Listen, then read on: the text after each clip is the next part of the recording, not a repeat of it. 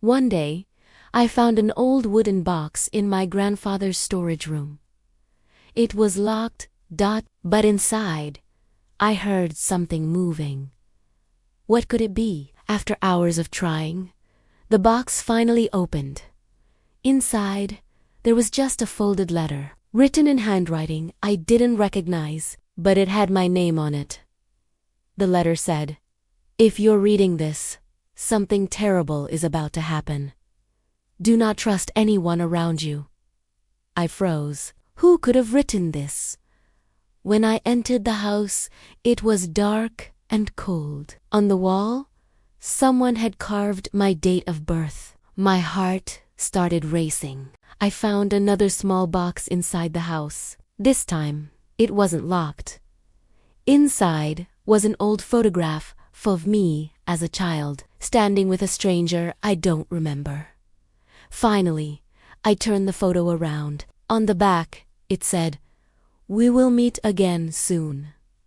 The handwriting was exactly like mine. It was one of those rainy Saturdays, the kind where the sky is just one big gray blanket and you feel like you've watched everything there is to watch online. I was exploring my grandfather's old house, a place I hadn't really been in since I was a kid. The air in the attic was thick with the smell of old paper, dust, and something else, cedar, maybe tucked away under a pile of moth-eaten blankets in the furthest, darkest corner. I saw it. An old wooden box. It wasn't huge, maybe the size of a shoebox, but it was beautifully carved with intricate patterns of leaves and vines. It looked ancient, like something out of a fairy tale. Naturally, I tried to open it, but it was locked tight with a small, rusty-looking padlock. I shook it gently. Nothing. I was about to put it back, figuring the key was long gone, when I heard it. A faint scratching sound. From inside the box, I froze, holding my breath, and listened. Scratch, scratch, pause. Then again. Scratch. Scratch. My heart started pounding in my chest. What on earth could be inside a locked box in my grandpa's attic that was moving? It sounded small, but definitely alive. I had to know what was inside. The lock was old, but stubborn. I jiggled it, pulled at it, but it wouldn't budge. What do? Should I try to break it open? What if I damage whatever is inside? The scratching stopped, and the new sound started. A soft, rhythmic tapping. It felt deliberate, like something was trying to communicate. My mind was racing. Was it an animal? A forgotten pet? But how could it have survived up here for who knows how long?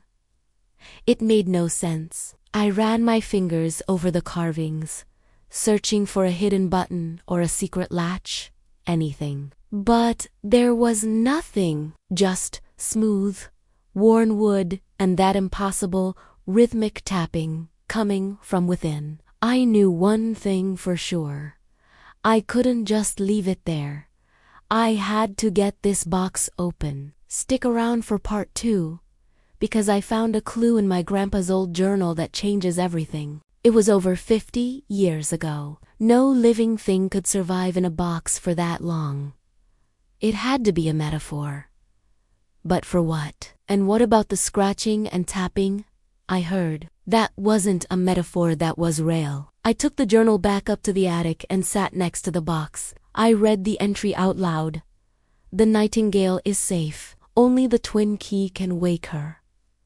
As soon as I said the words, the tapping inside the box stopped. Complete silence.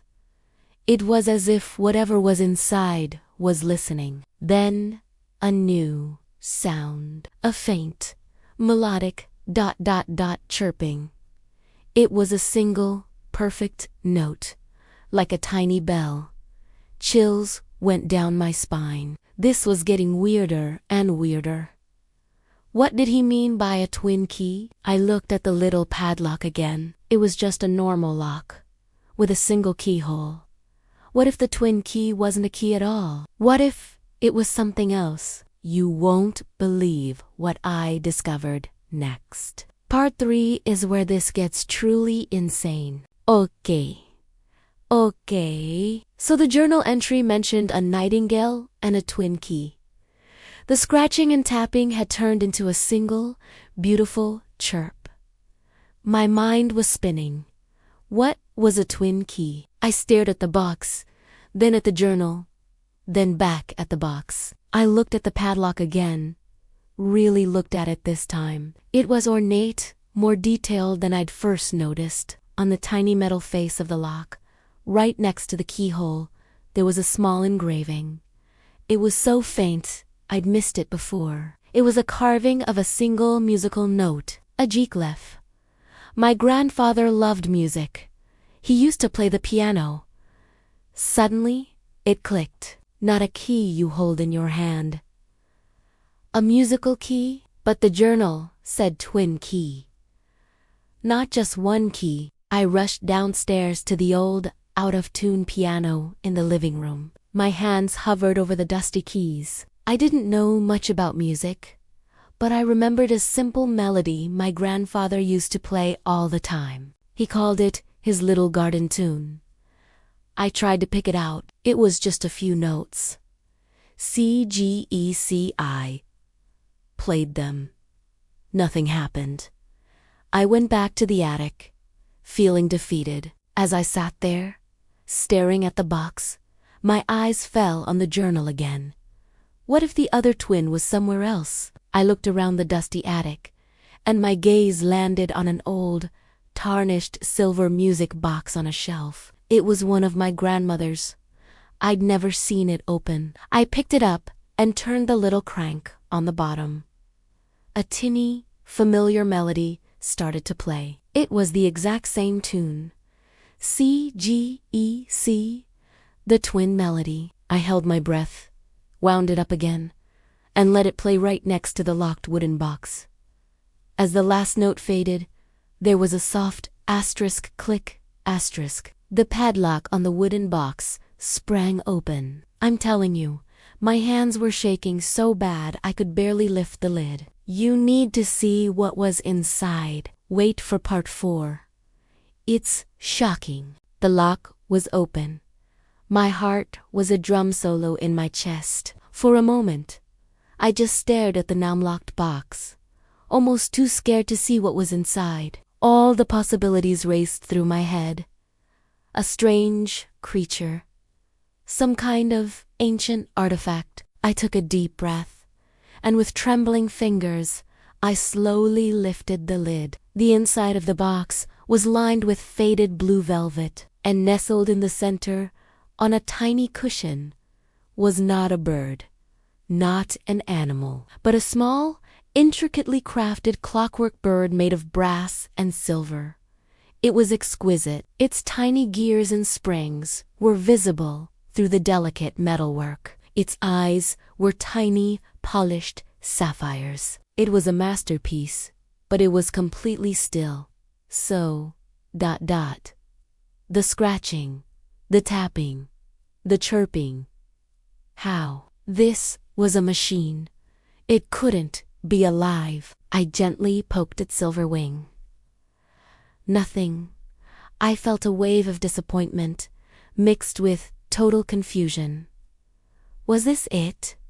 Just a beautiful toy? Then I remembered my grandfather's journal. The nightingale is safe. Her song is silent for now.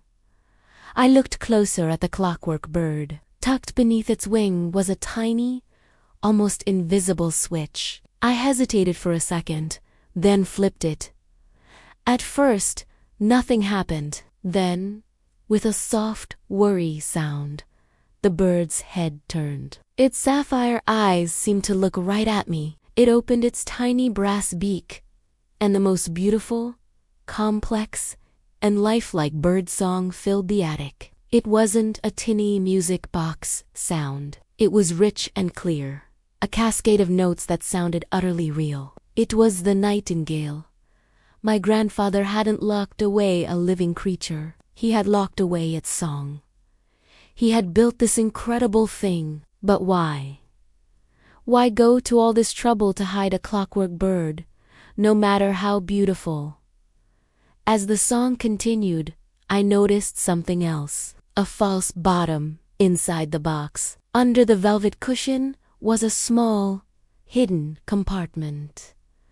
The story isn't over. In fact, it's just beginning. The final part is next, and what I found under that false bottom explains everything. The clockwork nightingale continued its impossible song as I carefully lifted the false bottom of the box. My hands were steady now, driven by a deep, burning curiosity. Underneath, there wasn't gold or jewels. There was a stack of letters, tied together with a faded silk ribbon. They were addressed to my grandfather, but the name of the sender made my blood run cold. They were from my grandmother. This shouldn't be possible. My grandmother passed away when my dad was just a baby, long before my grandfather ever started writing that journal. I untied the ribbon and opened the first letter. Her handwriting was elegant, full of life. She wrote about her love for music, for birdsong, and for him. She called him her clever inventor. As I read on, the story unfolded. My grandmother had been a brilliant clockmaker, a genius with gears and springs. The nightingale wasn't my grandfather's creation. It was hers. She had built it for him as a gift, a way for him to always hear her favorite sound, the song of a nightingale. The last letter was dated just a week before she died. She wrote that she was putting her finishing touch on her gift, a way to leave a piece of her soul behind. The scratching and tapping I'd heard, it wasn't random. Inside the bird's mechanism, my grandmother had engineered a device, a tiny automated system that, after decades of silence, would begin to tap and scratch, a pre-programmed call for help, designed to get someone's attention. She knew my grandfather would be too heartbroken to open it, so she created a puzzle, the twin key, that only someone who knew his habits and his heart would be able to solve.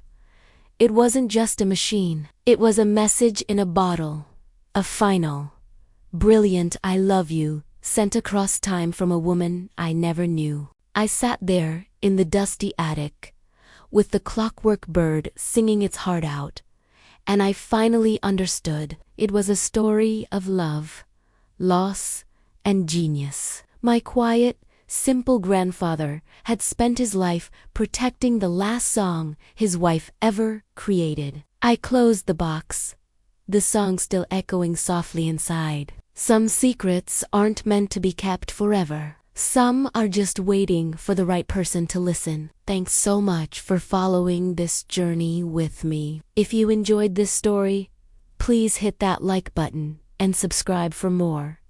It means the world. See you next time.